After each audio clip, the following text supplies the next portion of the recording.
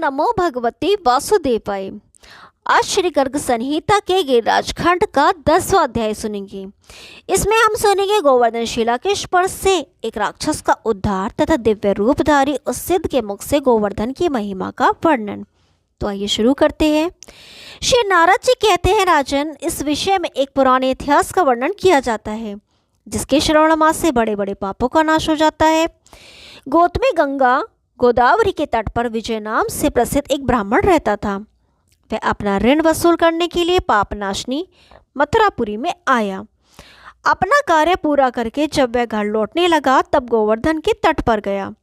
मैथिलेश्वर वहाँ उसने एक गोल पत्थर ले लिया।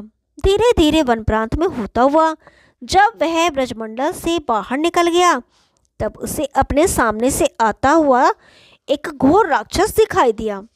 उसका मुख उसकी छाती में था। उसके 3 पैर और 6 भुजाएं थीं, परंतु हाथ 3 ही थे।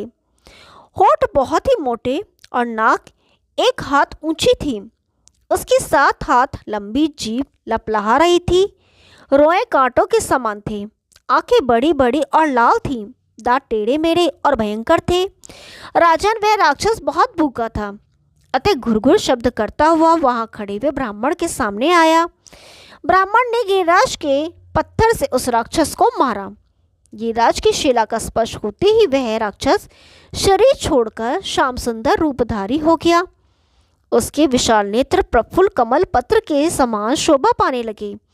वनमाला, पीतांबर, मुकुट और कुंडलों से उसकी बड़ी शोभा होने लगी।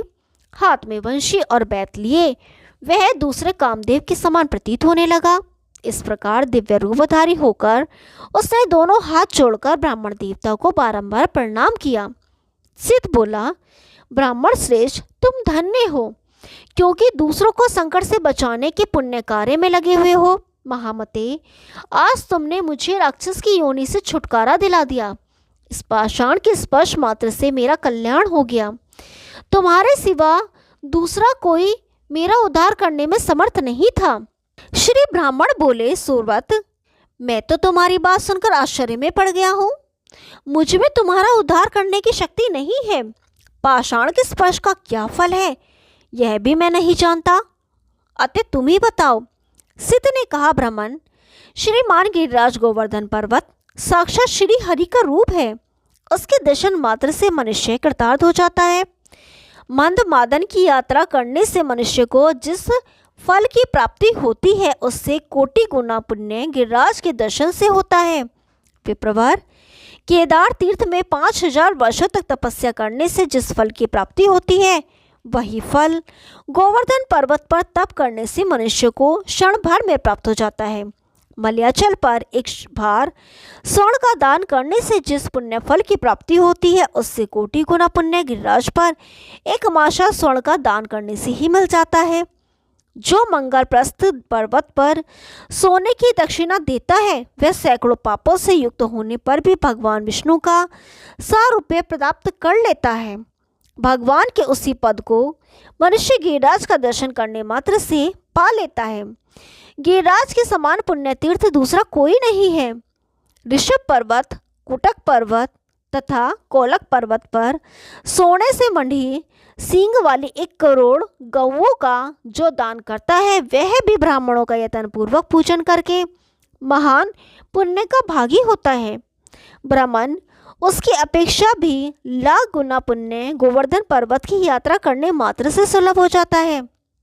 ऋष्यमुख, सहगिरी तथा देवगिरी की एवं संपूर्ण पृथ्वी की यात्रा करने पर मनुष्य जिस पुण्य फल को पाता है गिरिराज गोवर्धन की यात्रा करने पर उससे भी कोटि गुना अधिक फल उसे प्राप्त हो जाता है। अतः गिरिराज के समान तीर्थ न तो पहले कभी हुआ है और न भविष्य में होगा ही। श्री शैल पर 10 वर्षों तक रहकर वहाँ के विद्याधर कुंड में जो प्रतिदिन स्नान करता है वह पुण्यात्मा मनुष्य 100 यज्ञों के अनुष्ठान का फल पा लेता है, परंतु गोवर्धन पर्वत के पुच्छकंड में एक दिन स्नान करने वाला मनुष्य कोटि यज्ञों के साक्षात अनुष्ठान का पुण्य फल पा लेता है, इसमें संशय नहीं है। वेंकटाचल, वारीधार, महेंद्र और विंध्याचल पर एक अश्वमेध यज्ञ का अनुष्ठान करके मनुष्य स्वर्गलोक का अधिपति हो जाता है। परंतु इस गोवर्धन पर्वत पर जो यज्ञ करके उत्तम दक्षिणा देता है वह स्वर्गलोक के मस्तक पर पैर रखकर भगवान विष्णु के धाम में चला जाता है। द्विजोत्तम चित्रकूट पर्वत पर श्री रामनवमी के दिन प्यासवनी मंदाकिनी में, वैशाख की तृतीया को पारियात्र पर्वत पर, पूर्णिमा को कुकुराचल पर, द्वादशी के दिन नीलाचल पर और सप्तमी को इंद्रकील पर्वत पर जो स्नान, दान और तप आदि पुण्य कर्म किए जाते हैं वे सब कोटि गुने हो जाते हैं। ब्राह्मण इसी प्रकार भारतवर्ष में गोवर्धन तीर्थ में जो स्नान आदि शुभ कर्म किया जाता है वह सब अनंत गुना हो जाता है।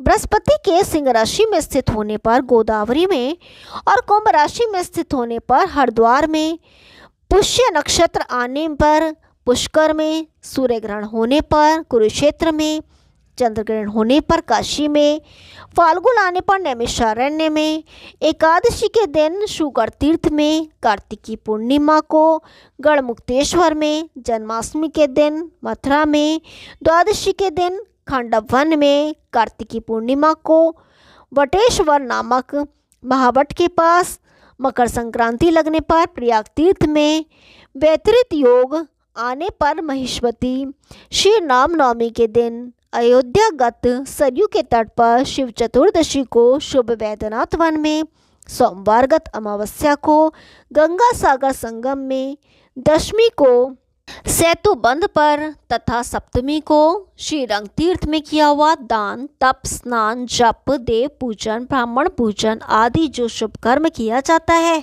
द्विजोत्तम वह कोटि गुना हो जाता है। इन सब के समान पुण्य फल केवल गोवर्धन पर्वत की यात्रा करने से प्राप्त हो जाता है। मैथिलेंद्र, जो भगवान श्री कृष्ण में मन लगाकर निर्मल गोविंद कुंड में स्नान करता है वह भगवान श्री कृष्ण का सारूप्य प्राप्त कर लेता है, इसमें संशय नहीं है। हमारे गोवर्धन पर्वत पर जो मानसी गंगा है उनमें डुबकी लगाने की समानता करने वाले सहस्त्रों अश्वमेध यज्ञ तथा सैकड़ों राजसूय यज्ञ भी नहीं है।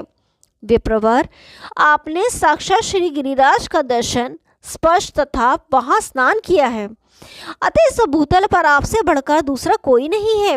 यदि आपको विश्वास ना हो तो मेरी ओर देखिए।